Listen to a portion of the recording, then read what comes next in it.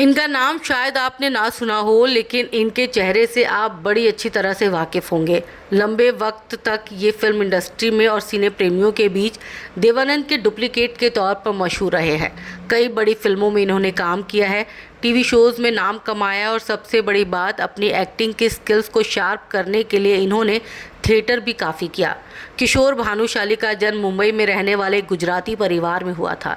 इनके पिता का मुंबई में एक छोटा सा बिजनेस था।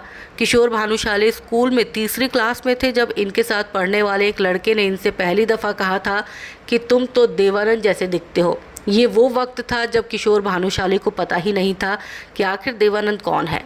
उस वक्त किशोर जी की उम्र महज 7 या 8 साल की ही थी। उस वक्त तक इन्होंने सिर्फ एक ही फिल्म देखी थी और वो थी जितेंद्र कपूर जी की कारवां। स्कूल के उस लड़के ने जब इन्हें देवानंद का डुप्लीकेट बताया तो इनके मन में देव साहब की कोई फिल्म देखने की ललक पैदा हो गई। फिर कुछ दिनों तक छुट्टियों में किशोर भानुशाली अपने मामा से मिलने पालघर पहुंचे। इसी दौरान देवानंद की फिल्म ये गुलिस्तान हमारा रिलीज हुई थी। अपने मामा के बेटे के साथ मिलकर किशोर भानुशाली ने पहली दफ़ा देवानंद की वही फिल्म किसी सिनेमा हॉल में देखी थी। इसके बाद तो किशोर भानुशाली देवानंद के फैन बन गए। इन्होंने एक के बाद एक देवानंद की कई फिल्में देख डाली और फिल्में देखने के लिए अपने घर वालों से छिपकर सिनेमा हॉल तक जाया करते थे। देव साहब की शख्सियत का नशा किशोर भानुशाली पर ऐसा चढ़ा कि छोटी उम्र से ही उनकी नकल करने लगे। अक्सर घर पर शीशे के सामने खड़े होकर ये अपने गले में रुमाल बांध लेते थे और देवानंद की तरह एक्टिंग करते थे। इन्होंने फैसला कर लिया था कि अब तो ये बड़े होकर देव साहब की ही तरह फिल्मों में काम करेंगे।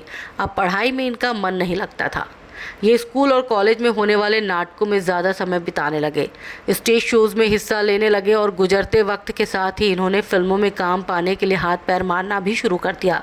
ये तमाम फिल्म प्रोड्यूसर्स के ऑफिस में काम मांगने जाते थे। काम तो इन्हें नहीं मिला, लेकिन लोग इनसे टाइम पास बढ़िया कर लेते थे। लोग इनसे देवानंद की नकल करने को कहते और ये भी बिना झिझक देव साहब के डायलॉग्स बोलकर दिखा देते।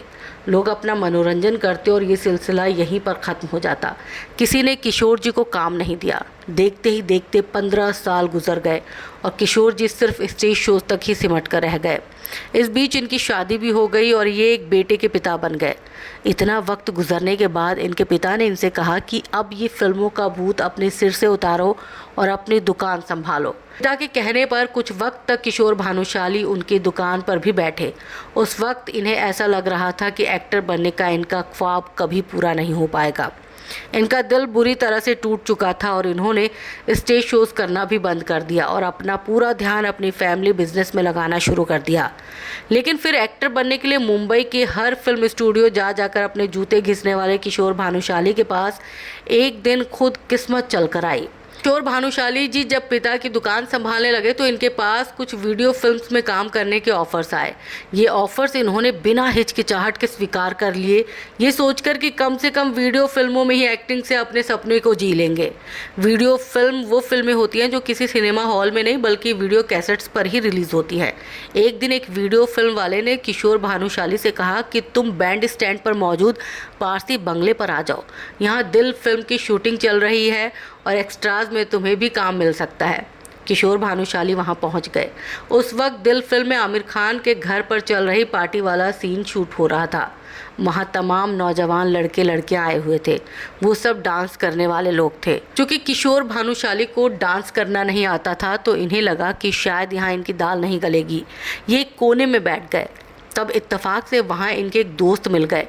उस दोस्त को जब इन्होंने अपनी परेशानी बताई तो उसने कहा कि तुम डांस मत करो, देवानंद की एक्टिंग करो। उस दोस्त की बात इन्हें समझ में आ गई। इन्होंने तुरंत अपने गले में रुमाल बांधा और देव साहब की नकल करनी शुरू कर दी। फिर जब पार्टी वाला वो शॉट खत्म हुआ तो दिल फिल्म के डायरेक्टर इंद्र कुमार ने इन्हें बुलाया। इंद्र कुमार ने इनकी खूब तारीफ की और इन्हें अगले दिन भी आने को कहा। किशोर भानुशाली अगले दिन फिर दिल की शूटिंग में पहुंचे। डायरेक्टर इंद्र कुमार ने इन्हें अनुपम खेर के साथ एक सीन शूट करने का मौका दिया और किशोर भानुशाली ने एक ही टेक में वो पूरा सीन शूट कर लिया। वहां मौजूद हर किसी ने किशोर भानुशाली जी के लिए तालियां बजाई। कुछ देर बाद आमिर खान वहां आए। इंद्र कुमार ने आमिर को किशोर भानुशाली के सीन के बारे में बताया। आमिर इतना ज़्यादा एक्साइटेड हुए कि उन्होंने किशोर जी से एक बार फिर से वो पूरा सीन रिपीट करने को कहा। किशोर भानुशाली ने एक बार फिर अनुपम खेर के साथ वो सीन दोबारा किया। और वो सीन आमिर को इतना पसंद आया कि उन्होंने डायरेक्ट इंद्र कुमार से कह दिया कि किशोर को वो पूरी फिल्म में लेना चाहते हैं। और यहीं से किशोर भानुशाली की ज़िंदगी पूरी तरह से बदल गई। दिल फिल्म रिलीज़ हुई और सुपरहिट साबित हुई। दिल फिल्म के इस सीन के लिए किशोर भानुशाली को कई अवार्ड से भी सम्मानित किया गया और उनके पास फिल्मों का ढेर लग गया। इन्होंने कई फिल्मों में काम किया, टीवी शोज़ में भी ये खूब नज़र आए, रियलिटी शोज़ और कॉमेडी शोज़ में भी ये गेस्ट अपीयरेंस देते रहे।